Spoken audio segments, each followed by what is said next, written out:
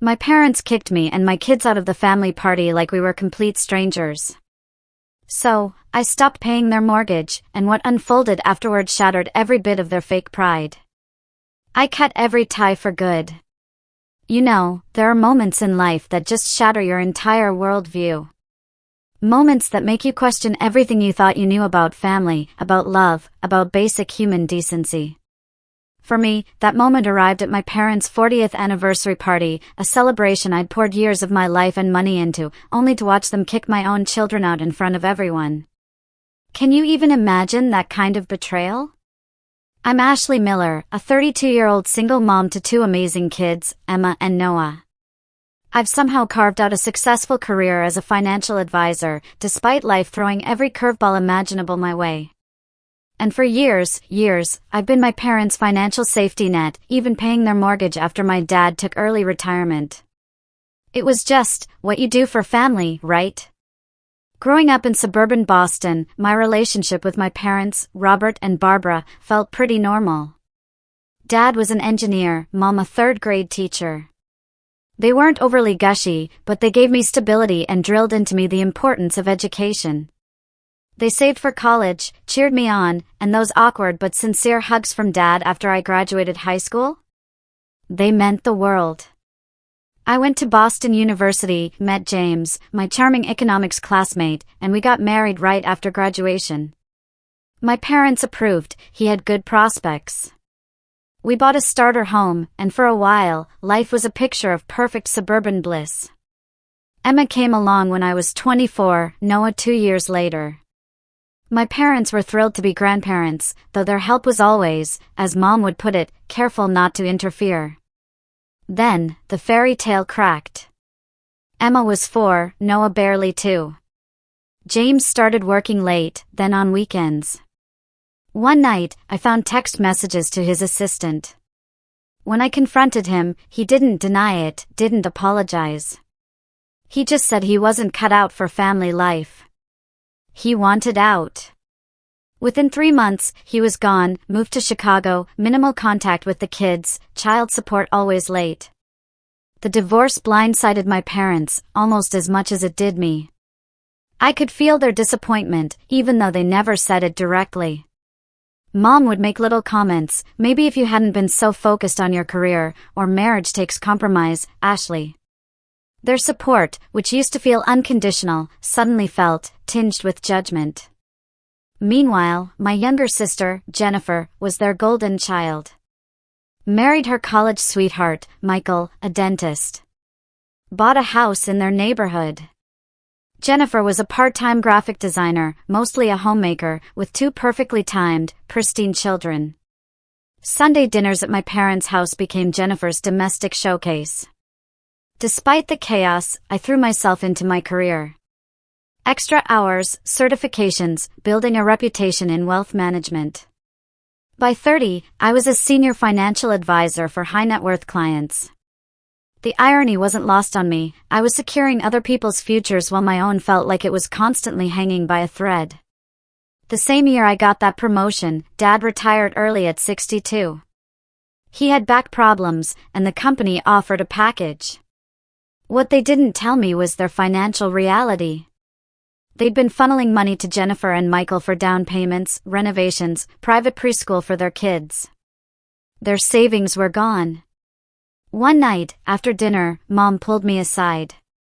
She showed me a past due mortgage notice. 3 months behind, the bank threatening foreclosure. Dad's pension wasn't enough. They were too embarrassed to tell anyone. Without a second thought, I offered to help. My promotion meant a significant raise, and even though money was still tight with 2 growing kids, the thought of them losing their home of 30 years, it was unbearable.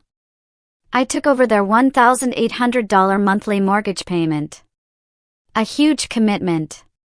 It meant putting my own dream of buying a house for us on hold, keeping us in our cramped apartment. They accepted with a mix of gratitude and discomfort.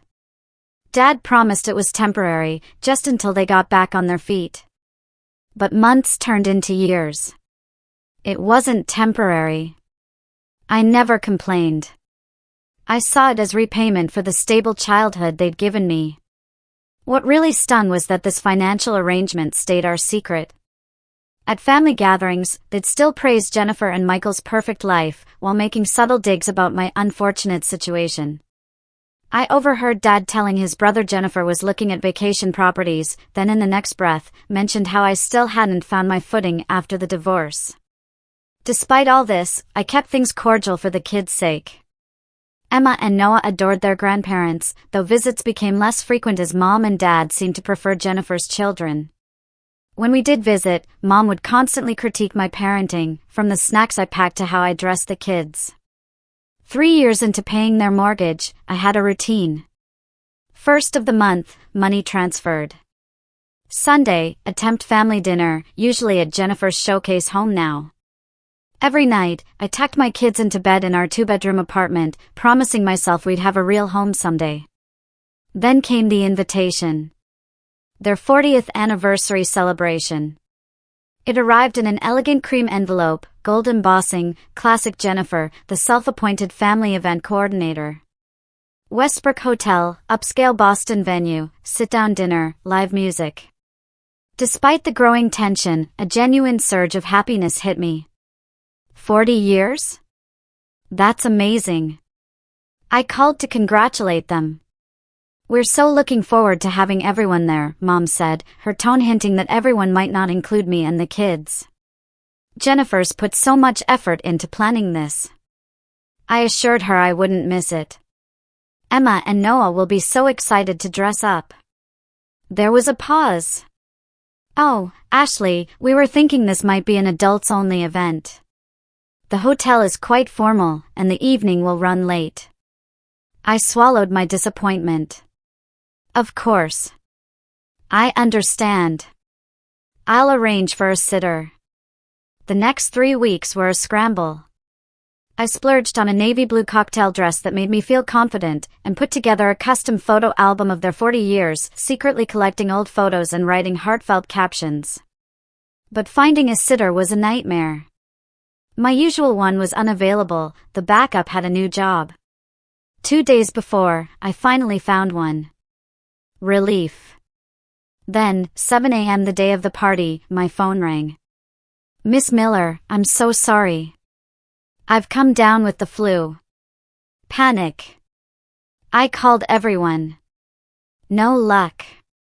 By noon, it was clear, miss the party or bring Emma and Noah.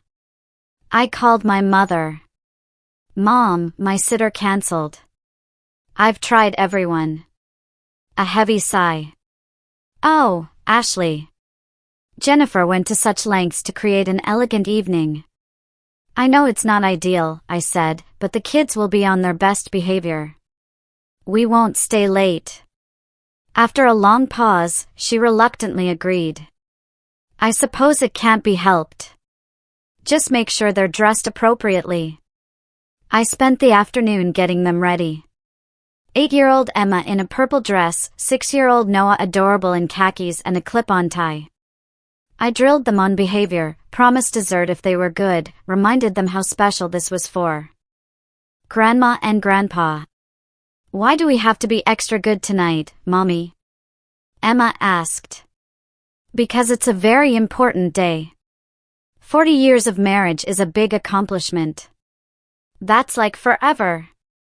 Noah exclaimed, struggling with his tie.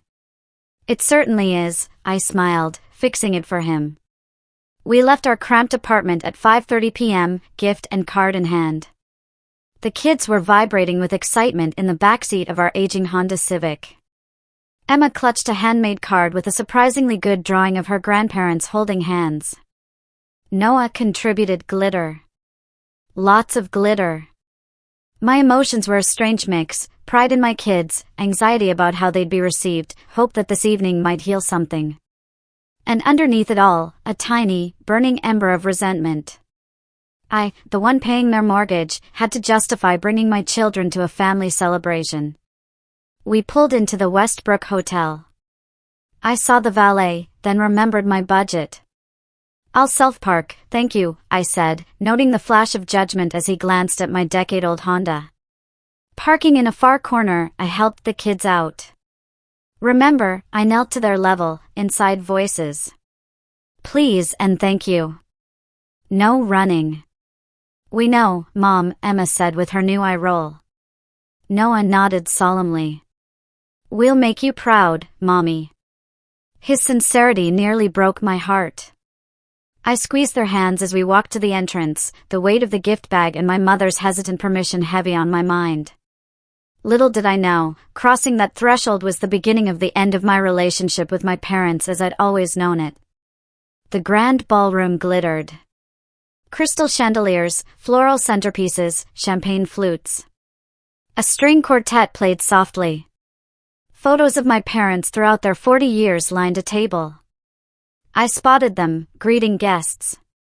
Mom in an elegant silver dress, Dad distinguished in a charcoal suit. Their smiles were genuine until they saw us. My mother's face shifted, tightening. Dad's eyebrows rose. Ashley, Mom said, her voice tight, you made it. Happy anniversary, I replied, leaning in to kiss her. I presented the gift bag. This is from all three of us. Dad nodded. Thank you for coming. Emma stepped forward, proudly offering her card. I drew you and Grandma holding hands. Mom took it, her smile not quite reaching her eyes. How creative. Thank you, Emma. Noah, shy, managed a quiet, happy anniversary. The children look nice, Dad commented, a tone of surprise. Before I could say anything, Jennifer appeared with Michael and their children, Madison and Tyler. Her emerald dress probably cost more than my month's salary. Mom, Dad, she exclaimed, embracing them, the room looks incredible. The florist absolutely nailed it. She turned to me, her expression barely concealing displeasure. Ashley, I thought this was adults only. My sitter cancelled last minute, I explained, I tried everyone. Jennifer's mouth tightened. Well, we've arranged the seating very specifically. This throws off the entire table plan. I'm sure we can make adjustments, I said, keeping my voice calm for the kids' sake. I suppose they can sit at your table, she conceded reluctantly. But there are speeches, a champagne toast. It's really not appropriate for children. I felt Emma press closer. We won't stay for the entire evening, I promised. Jennifer just sighed, then turned back to our parents. The photographer wants family portraits before dinner. We should do that now. I moved to join them, but Jennifer clarified, just Mom, Dad, Michael, the kids, and me first. Then we'll do the extended family. The distinction was painfully clear. Her family was the real family. We were just extensions. My cheeks burned with humiliation as I nodded and guided my children to our assigned table. Our table was near the back, furthest from the head table. Distant cousins, Dad's former co-workers. Polite greetings, but the conversation quickly shifted to topics that excluded me, neighborhood associations, country club events I couldn't afford. Emma and Noah, bless their hearts, sat quietly, whispering questions. I gave them coloring books, earning a disapproving glance from Cousin Margaret. I watched my parents circulate, embraced by friends and family. They stopped at every table except ours. Jennifer, in her element as co-hostess, occasionally shot us meaningful glances whenever my kids made the slightest sound. Dinner was served, a 3-course meal not designed for children. Noah grimaced at his poached salmon. Emma picked at her risotto. I quietly promised them pizza tomorrow if they tried a few bites. Midway through the main course, Noah reached for his water glass, misjudged the distance. It tipped. Water cascaded across the tablecloth. It wasn't a disaster, just a small spill, but his face crumpled in mortification. I'm sorry, Mommy, he whispered, eyes welling up. It's okay, buddy, I quickly assured him, blotting the spill with a napkin. Accidents happen. Before I could fully comfort him, my mother appeared beside our table, her expression thunderous. Ashley, she hissed, leaning down, this is exactly why we suggested an adults-only event. Mom, it's just water, I replied, keeping my voice low. The tablecloth isn't even that wet. It's not just the water, she continued. Your children have been fidgeting all evening. Madison and Tyler know how to behave at formal events. The comparison stung. They're being exceptionally well behaved for their ages. Noah apologized immediately. My mother straightened, glancing around as if checking who might be witnessing this. Perhaps it would be best if you took them home. This environment clearly isn't suitable for them. I stared at her, disbelieving. You want us to leave? Your own daughter and grandchildren? I'm thinking of everyone's comfort, she replied, her voice eerily calm, including yours. The children seemed tired. They're fine, I insisted. We haven't even had dessert yet. My father appeared then, placing a hand on my mother's shoulder. Everything all right here?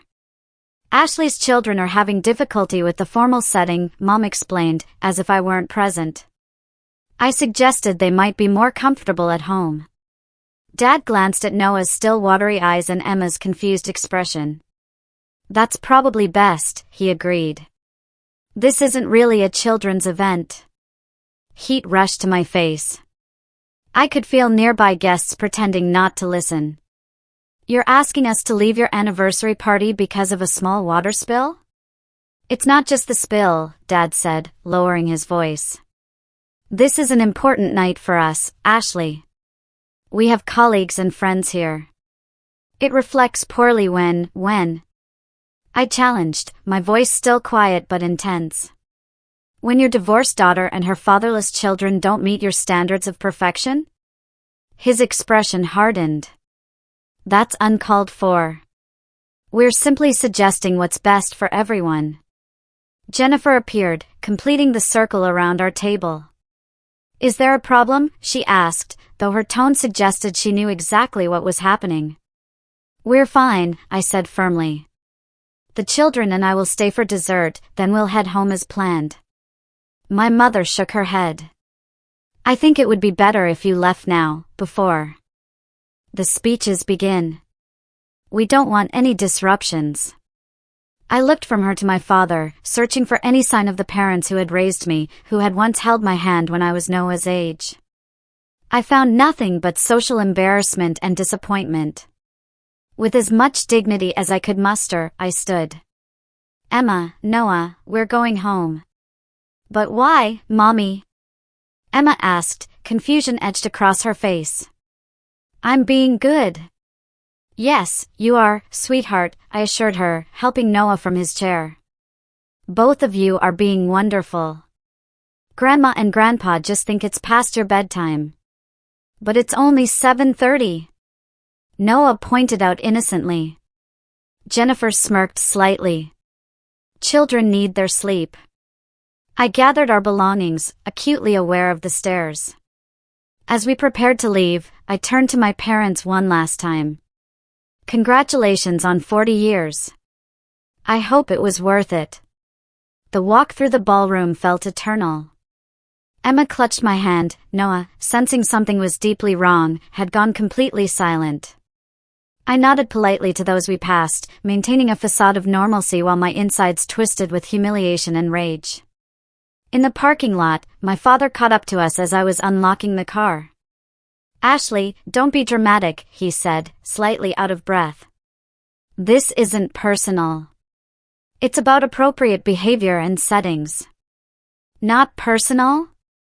I repeated, incredulous. You just kicked your only grandchildren out of a family celebration because of a water spill. It wasn't just that, he insisted. The constant whispering, the coloring at the table. Jennifer's children, don't. I cut him off. Don't you dare compare them again. I'm just saying, choices have consequences, Ashley. Your decision to divorce, my decision? I laughed bitterly. James left us, Dad. He cheated and abandoned his family. That wasn't my choice. There are always two sides, he replied. And in that moment, I saw him clearly. Not as the father who coached my soccer team, but as a man more concerned with appearances than with his daughter's well-being. "Get in the car, kids," I said, opening the back doors. Once they were buckled, I turned back to my father. "I've been paying your mortgage for 3 years without complaint. I've swallowed every critical comment, every comparison to Jennifer's perfect life. But this, humiliating my children, this crosses a line." Something flickered in his eyes, perhaps the first recognition he'd gone too far. But instead of apologizing, he simply said, "You're overreacting.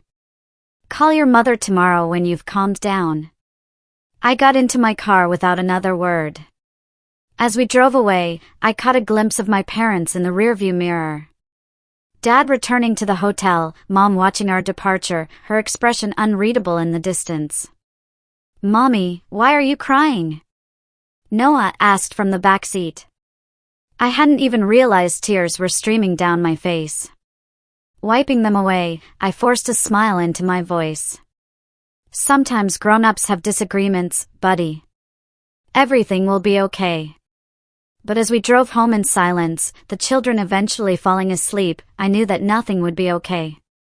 Not for a very long time. Our apartment felt especially small and quiet when we returned home. I went through the motions of bedtime, my mind elsewhere. Noah fell asleep quickly, emotionally exhausted. But Emma lingered. "Mommy," she whispered as I tucked her in.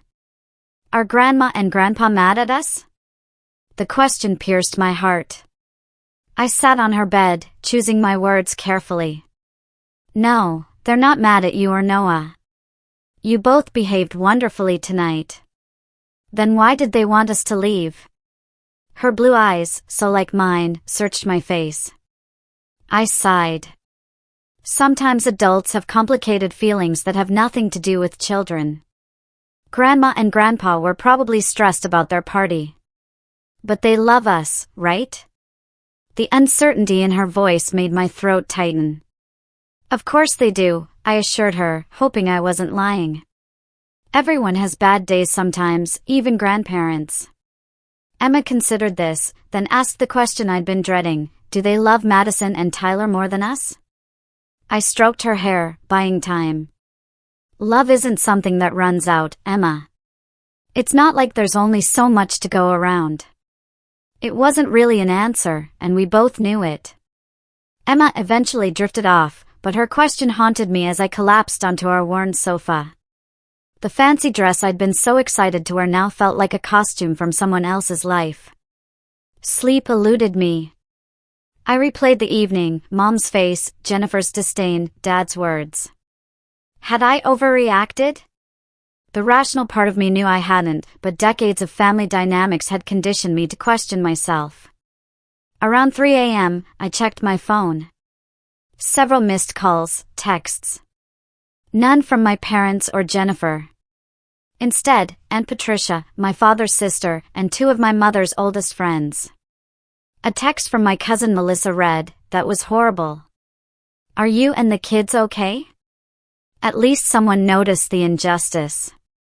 I was composing a response when a text from my mother finally appeared, "You always were sensitive. We'll talk when you've calmed down." No apology.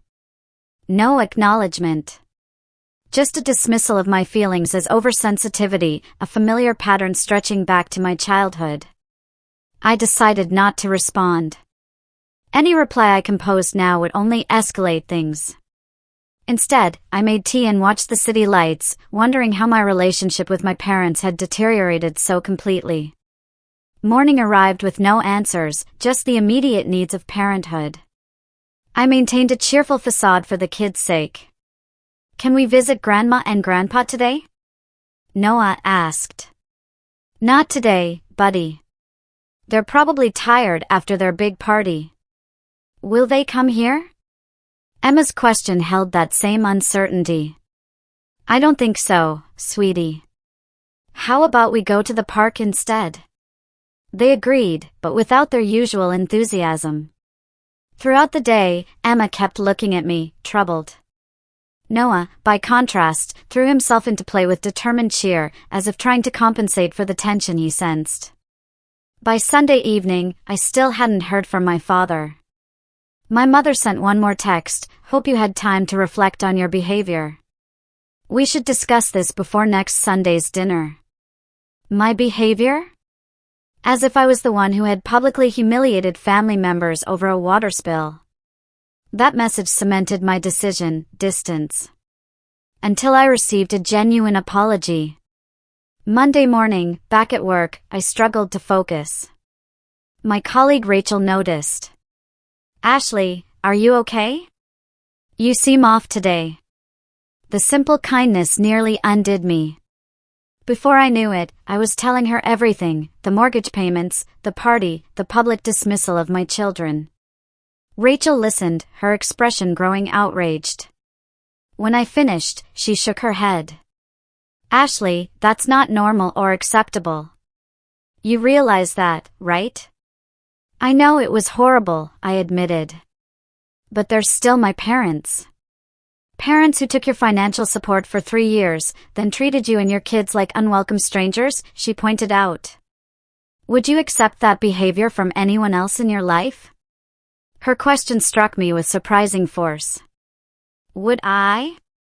If a friend had treated my children that way, would I be making excuses? Unequivocally no. "You deserve better," Rachel continued. "And more importantly, your children deserve better. Emma and Noah need to see their mother standing up for herself, and for them." She was right. The humiliation I felt was nothing compared to my children's confusion. Emma's questions haunted me. How many more incidents like this before my children internalized the message that they were somehow less worthy of love and respect? That evening, I arrived home to find Emma had torn up a drawing she'd been working on for days. A family portrait that included her grandparents. "I made a mistake," she explained, avoiding my eyes. "I need to start over." "What was the mistake, sweetie?" I asked gently. She hesitated. "I don't think Grandma and Grandpa want to be in our family pictures anymore." Her words broke something in me. The final thread of justification I'd been clinging to. My children were being hurt by my parents' behavior, and I had been allowing it to happen in the name of family harmony. That night, after the children were asleep, I called Rachel. "I don't know what to do," I confessed. Cut ties completely? Confront them? Pretend nothing happened? "What would you advise a client to do?" she asked pragmatically. "If someone came to you with this exact situation, what would you tell them?" It was a brilliant reframing. As a financial advisor, I help clients make difficult decisions based on their best interests, not emotional attachments. I'd tell them to assess the relationship in terms of health and reciprocity, I said slowly. To consider whether the arrangement was beneficial or harmful to all parties. And I'd advise them to establish clear boundaries with financial consequences if those boundaries were violated. Rachel's smile was audible over the phone. Exactly. "So, what boundaries do you need to set with your parents?" The question kept me awake that night, but with a different quality than my previous insomnia. This was productive contemplation, not circular worry. By morning, I had clarity. I would no longer subsidize people who didn't respect me or my children, regardless of our blood connection. The realization was both terrifying and liberating. My parents had held emotional power over me my entire life. But I held financial power I had never exercised. It was time to balance the scales. Monday morning, exactly 1 week after the anniversary party disaster, my phone pinged with a banking notification: "Reminder, scheduled transfer to Miller Mortgage tomorrow." The timing seemed almost cosmic. The first of the month was approaching, and that $1,800 automatic transfer was due to process in 24 hours. For 3 years, it had happened without question or acknowledgement. My monthly contribution to family harmony. I stared at the notification, a strange calm settling over me. This wasn't just about money. It was about respect, boundaries, and teaching my children what behavior was acceptable in relationships. If I continued financially supporting parents who could publicly humiliate their grandchildren, what message would that send to Emma and Noah? Before making any decisions, I needed to understand my legal obligations. During lunch, I called my friend Marcus, a contracts attorney. "I've been paying my parents' mortgage for 3 years," I explained, after outlining the situation. "Is there any legal requirement for me to continue?" "Is your name on the mortgage?" he asked. "No, it's in their names. I just make the payments directly." "Any written agreement?" "Nothing formal. It was a verbal arrangement when Dad retired early." Marcus's response was clear: "Then legally, you have no obligation to continue payments.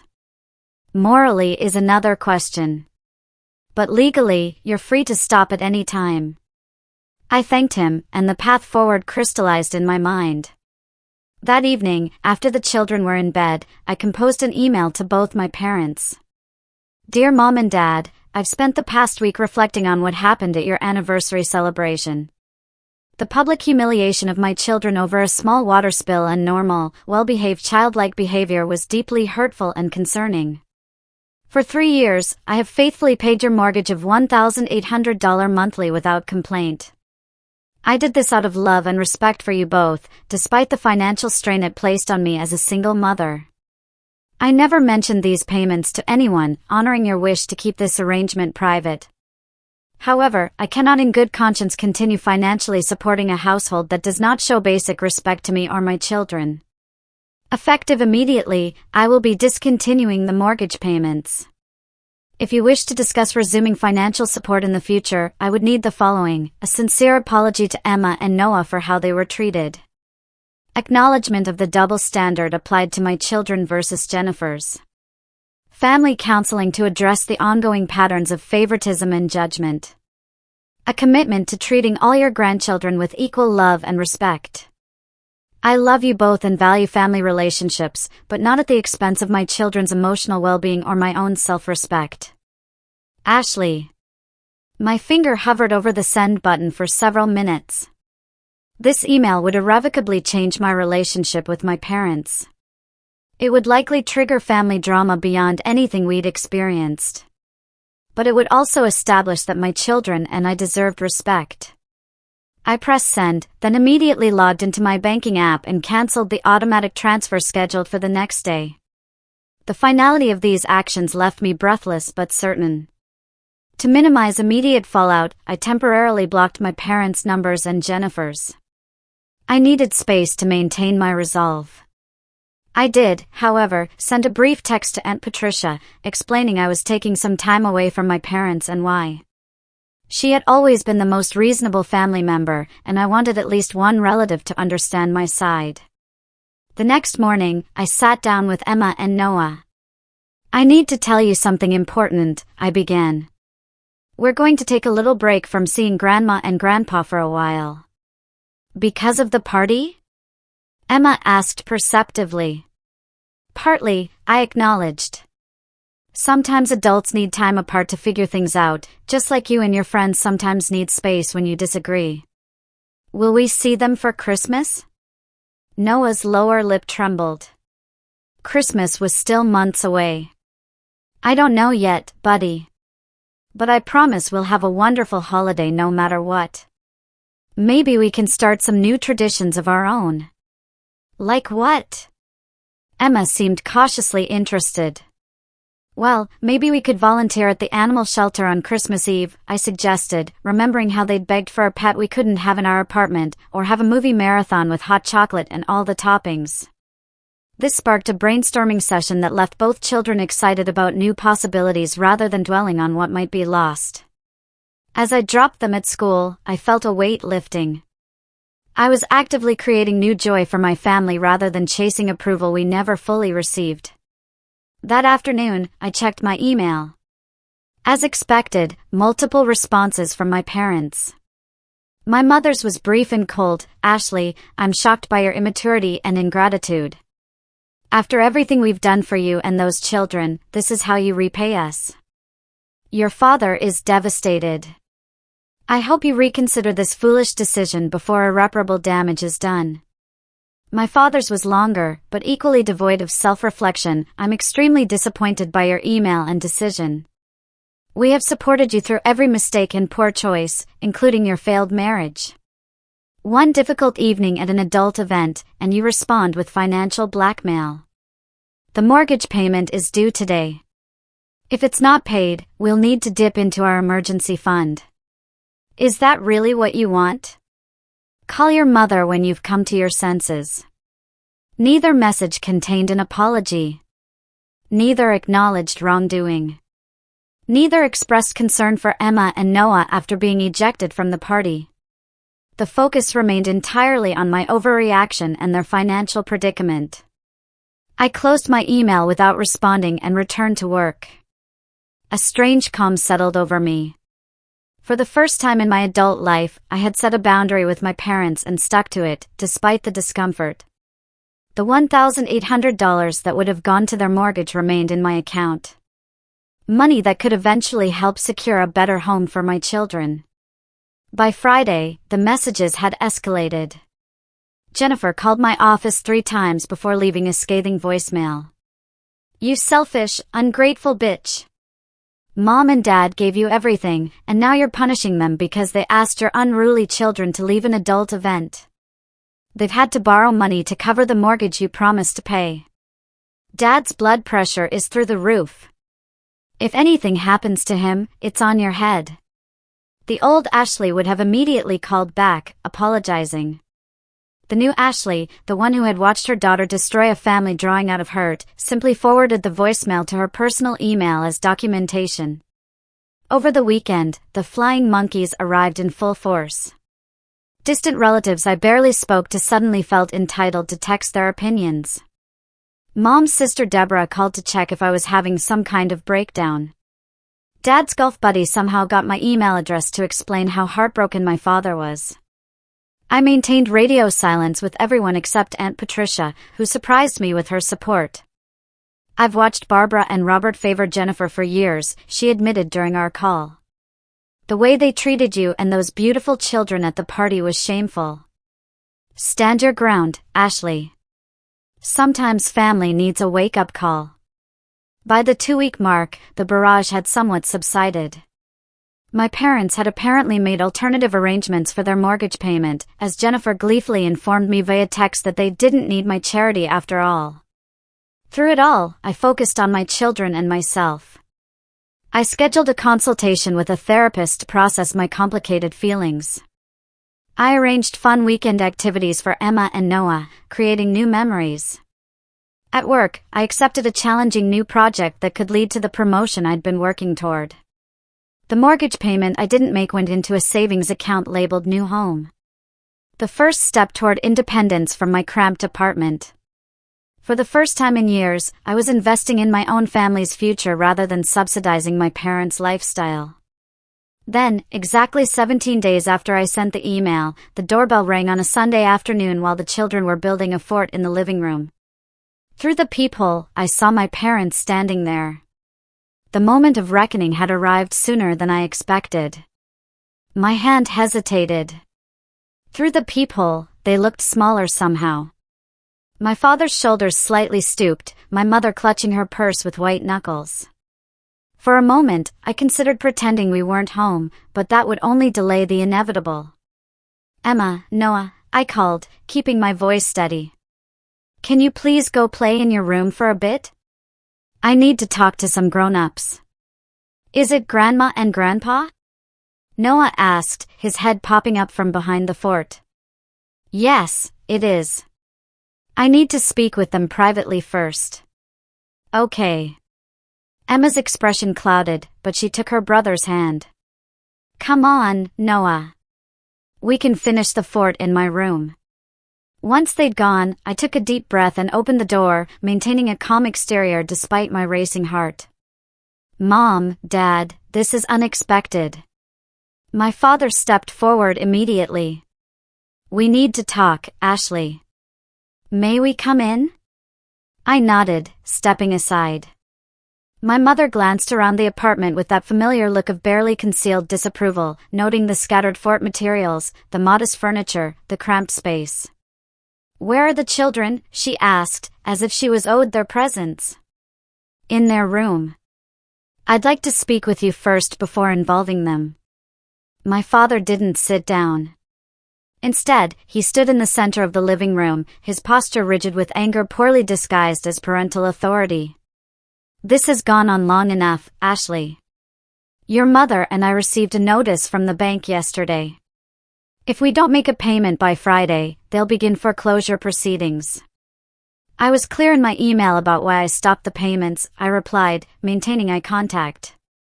"Have you considered my conditions?" "Conditions?" My father's voice rose. "We are your parents, not business associates.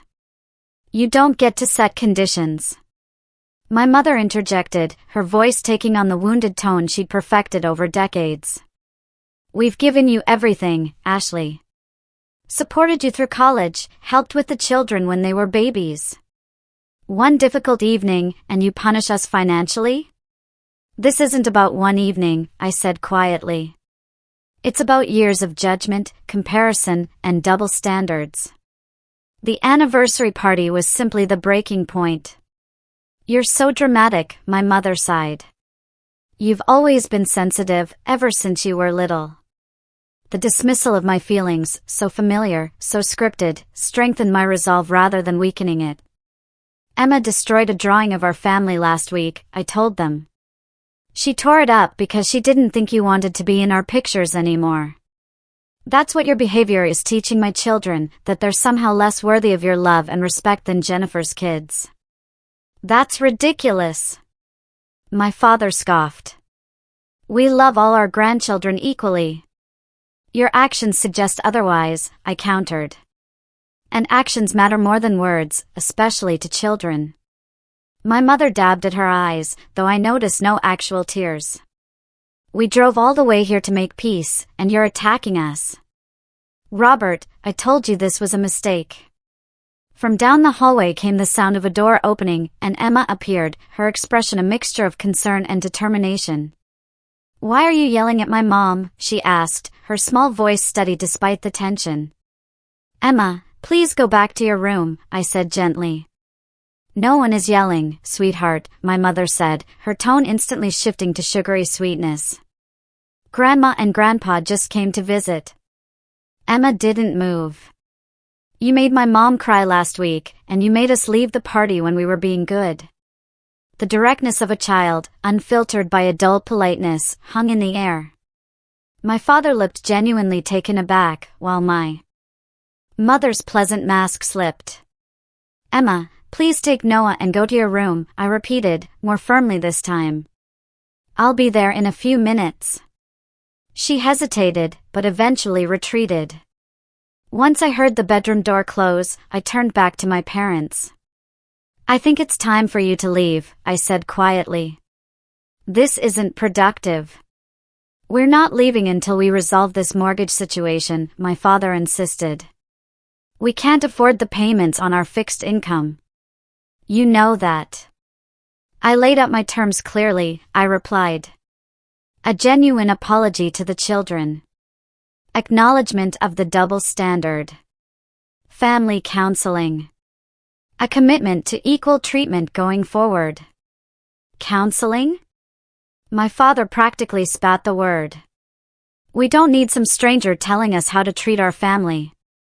We raised 2 daughters successfully without any of that nonsense." "Then I can't help you," I said simply. "I will not continue financially supporting a household that treats my children as lesser." My mother's expression hardened. "So that's it? After everything we've done for you, you'll let the bank take our home?" The guilt trip was so predictable, I almost laughed. "You have options, Mom. You could downsize to something within your budget. Dad could take a part-time job. You could ask Jennifer for help. Her husband is a successful dentist, after all." My father's face reddened. "We would never burden Jennifer like that. She has her own family to support." But burdening me, a single mother, was perfectly acceptable. The double standard was so blatant, it almost took my breath away. My mother gathered her purse, signaling her retreat. I don't recognize you anymore, Ashley. The daughter we raised would never be so callous. The daughter you raised finally learned to value herself and her children, I corrected her. And that's not callousness. It's healthy boundaries.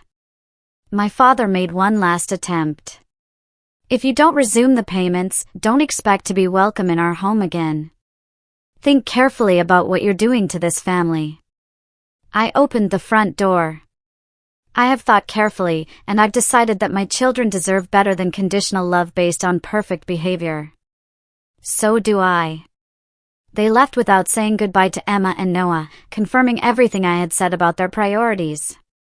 As the door closed behind them, I leaned against it, exhaling slowly. Emma's bedroom door opened again, and both children peeked out. Did Grandma and Grandpa leave? Noah asked. Yes, buddy, they did. I knelt to their level. Come here, both of you. They ran into my arms, and I held them tightly. I want you both to know something very important, I said, looking into their eyes. You are perfect exactly as you are. You deserve love and respect always. And I will never let anyone make you feel otherwise, not even family. Emma studied my face. Are we still their grandchildren? The question broke my heart. Yes, absolutely. Sometimes grown-ups disagree about things, but that doesn't change who we are to each other. Will we see them at Christmas? Noah persisted with his earlier concern. I don't know yet, I answered honestly. But I promise you, whatever happens, we'll be okay. We have each other, and that's what matters most. That evening, as I tucked them into bed, I felt a strange mixture of sadness and peace. The confrontation had gone exactly as expected. No acknowledgement, no apology, only attempts to guilt and manipulate. But for the first time, their tactics hadn't worked. The next morning, the consequences of my stand began manifesting. Jennifer had apparently been busy overnight, posting a thinly veiled account on Facebook, heartbroken watching my elderly parents facing possible foreclosure because someone they supported for years has abandoned them in their time of need. Family should always come first.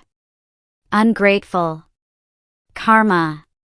By lunchtime, my phone was buzzing with notifications from mutual acquaintances and distant relatives. Some expressed concern, others judgment. A few bolder ones sent direct messages asking if I was really going to let my parents lose their home. I deleted the social media apps from my phone and focused on work. That afternoon, my supervisor, Diane, called me into her office. Ashley, I received a concerning phone call today, she began, her expression serious. A woman identifying herself as your sister accused you of financial mismanagement and unstable behavior. My stomach dropped. Jennifer called my workplace? Diane nodded.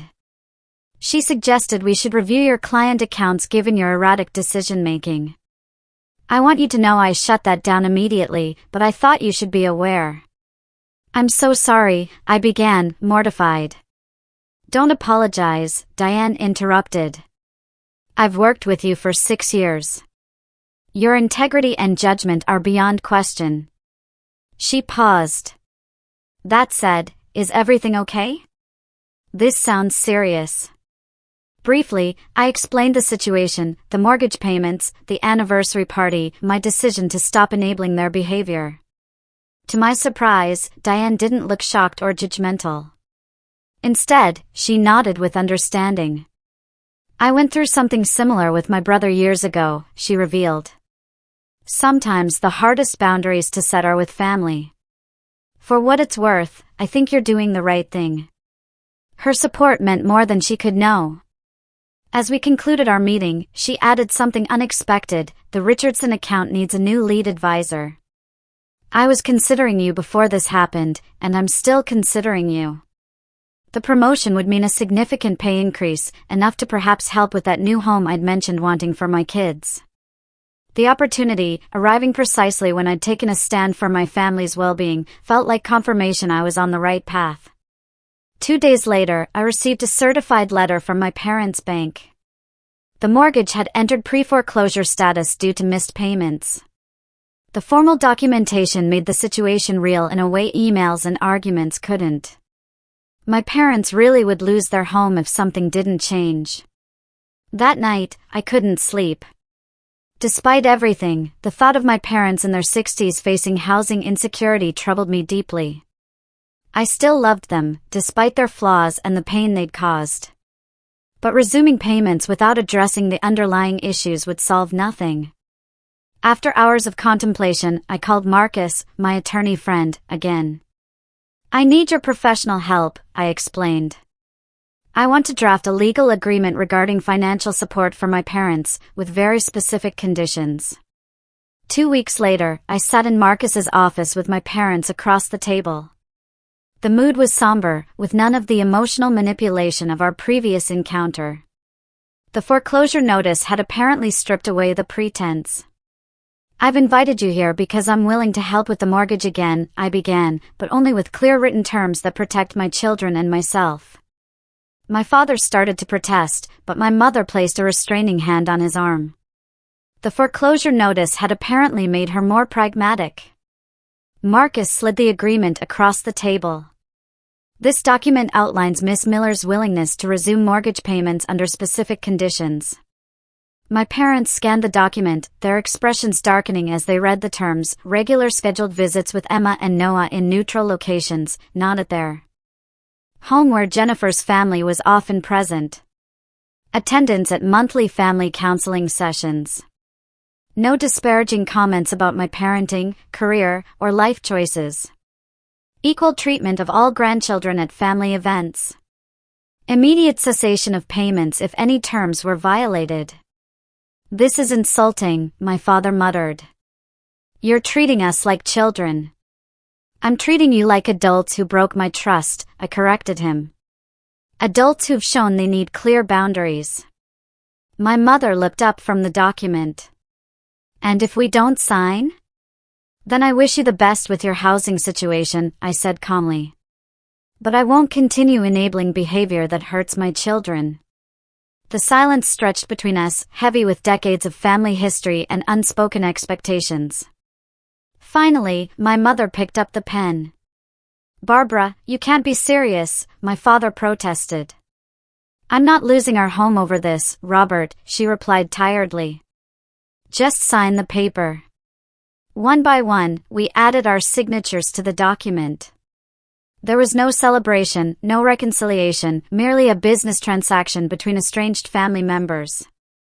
As Marcus made copies, I felt no triumph, only a quiet certainty that I had finally put my children's well-being first. That evening, as I filed the agreement away, Emma appeared in the doorway. "Is everything okay, Mommy? You look sad." I smiled at my perceptive daughter. "Everything's getting better, sweetheart. Sometimes fixing things is a little sad at first." She considered this with the wisdom only children possess. "Like when you have to clean out a cut before it can heal?" "Exactly like that," I agreed, pulling her into a hug. "Sometimes things have to hurt a little more before they can start healing properly." As I held my daughter, I realized that was precisely what I had done. Cleaned out a festering wound in our family dynamic. Whether it would heal properly remained to be seen, but at least now there was a chance for something healthier to grow. 6 months passed, bringing changes I could never have anticipated that tearful night. Summer turned to fall, and fall gave way to winter's first snow. Through the changing seasons, our family dynamic evolved, painfully at times, but with unmistakable progress. The legal agreement proved more effective than I had dared hope. My parents, faced with the concrete reality of losing both their home and their relationship with their grandchildren, complied with its terms. The first counseling session had been awkward and stilted, with my father checking his watch and my mother answering with minimal detail. But by the third session, genuine communication had begun to emerge. "I never realized how much our comments affected the children," my mother admitted during our fourth session. When you said Emma tore up a drawing, that stayed with me. The counselor, Dr. Winters, had a gift for asking questions that bypassed defensiveness. Barbara, Robert, can you recall times in your own childhoods when you felt compared to siblings or cousins? The question unlocked something in my father. He spoke haltingly at first about growing up in his brother's shadow, the athletic, popular sibling who seemed to effortlessly gain their father's approval, while Robert worked twice as hard for half the recognition. I would never want Noah to feel that way, he said, the connection between past and present visibly dawning on him. These revelations didn't immediately transform our relationship, but they created space for understanding. The rigid perfection my parents demanded began to make more sense when viewed through the lens of their own unhealed wounds. Our first supervised visit with the children took place at a neutral location, the city botanical gardens. I watched cautiously as Emma and Noah approached their grandparents, their body language hesitant. We brought something for you, my mother said, presenting each child with a small gift bag. I tensed, ready to intervene if the gifts created uncomfortable comparisons. Instead, I was surprised to see thoughtfully chosen items matching each child's interests, a geology kit for Emma, who had recently developed an obsession with rocks, and a dinosaur model kit for Noah. Did Grandma tell you I like rocks now? Emma asked me later, confused but pleased. I mentioned it during counseling, I explained, equally surprised that my mother had listened and remembered. The winter holidays approached, the first since our confrontation. Rather than the traditional Christmas Eve at my parents' home, we arranged a compromise, a Christmas lunch at a restaurant, followed by ice skating in the park. Jennifer and her family were invited but declined, creating an unexpectedly intimate gathering. Without the pressure of hosting or Jennifer's perfect family as comparison, my parents seemed more relaxed, more present with Emma and Noah. They listened to Noah's detailed explanation of dinosaur classifications and asked Emma thoughtful questions about her rock collection. When Noah accidentally knocked over his water glass, soaking the new tablecloth, neither of them reacted with criticism or disapproval. My father simply helped clean up while my mother assured Noah that accidents happen to everyone. Progress that brought unexpected tears to my eyes. As for Jennifer, our relationship remained strained but was slowly thawing. In January, she requested we meet for coffee without our parents or children present. I still think you went too far with the legal agreement, she said bluntly, stirring her latte. But I've noticed things in counseling, patterns I didn't see before. What kinds of patterns? I asked, cautiously optimistic. Jennifer stared into her cup. Mom and Dad do compare the kids. And they've always held you to a different standard than me. She looked up. I benefited from that, so I didn't question it. That wasn't fair. It wasn't a full apology, but it was acknowledgement, something I'd never expected from Jennifer. As we parted, she hesitated, then added, Madison has been asking for a sleepover with Emma. If you're open to it, maybe we could arrange something. The cousins' relationship, previously restricted to formal family gatherings, began to develop independently. Emma and Madison discovered shared interests in science and art, while Noah and Tyler bonded over superhero movies. Watching them play together without the weight of parental judgment brought a joy I hadn't anticipated. Professionally, the Richardson account had indeed become mine, bringing the promised promotion and salary increase. By February, I had saved enough for a down payment on a modest 3-bedroom townhouse in a good school district. Not extravagant, but a significant upgrade from our apartment, with a small backyard and a bedroom for each child. The day we moved in, Emma and Noah ran from room to room, marveling at the space. Is this really ours forever? Noah asked, his concept of home ownership charmingly vague. It's really ours, I confirmed, watching him claim his bedroom by arranging dinosaur figures on the windowsill. Emma approached more cautiously. Can I paint my room purple? We can paint it any color you like, I promised, relishing the freedom of ownership after years of rental restrictions. That evening, as I unpacked kitchen boxes, my phone rang with my mother's number. We drove by the new place today, she said after I answered. It looks lovely, Ashley. You've done well. The compliment, offered without qualification or comparison, felt foreign coming from her. Thank you. The kids are thrilled to have their own rooms. Your father and I were wondering, she hesitated. Would it be all right if we brought dinner next weekend to help with the unpacking? Nothing fancy, just takeout. The offer, practical, respectful of boundaries, extended without assumption or guilt, represented exactly the kind of healthy interaction I'd been hoping for. That would be nice, I replied. The kids would love to show you their rooms. 6 months earlier, I couldn't have imagined such a conversation. The legal agreement had created structure, but the real change came from consistent boundaries and the gradual rebuilding of trust. My parents were learning, imperfectly, and with occasional backsliding, that respect was a prerequisite for relationship. The family dinner in our new home wasn't perfect. My father made one comment about the modest size of the kitchen, and my mother couldn't resist straightening picture frames I deliberately placed at casual angles. But when Noah accidentally knocked over his water glass, soaking the new tablecloth, neither of them reacted with criticism or disapproval. My father simply helped clean up while my mother assured Noah that accidents happen to everyone. Later, after they'd left and the children were in bed, I sat on our small back patio, wrapped in a blanket against the early spring chill. The events of the past 6 months played through my mind like scenes from someone else's life. The confrontation, the legal agreement, the counseling sessions, the slow, painful reconstruction of relationships I'd once assumed were permanently damaged. Setting boundaries with my parents had been the hardest thing I'd ever done. Harder even than weathering my divorce or rebuilding a life as a single mother. Family relationships carry the weight of history. The power to wound more deeply than any other connection. Standing firm against the tide of familial expectation and obligation had required strength I hadn't known I possessed. Yet that difficult stand had yielded unexpected gifts. My children were growing more confident, secure in the knowledge that they were valued for themselves, not for their perfect behavior. My relationship with my parents, though changed, held the potential for genuine connection rather than performance-based approval. And I had discovered my own worth, not as the family disappointment, the divorced daughter who couldn't match her sister's achievements, but as a woman of integrity who protected what mattered most. The mortgage payments continued, but they were no longer a one-sided obligation. They represented a mutual agreement between adults with clear expectations and consequences. More importantly, they no longer came at the cost of my self-respect or my children's emotional well-being.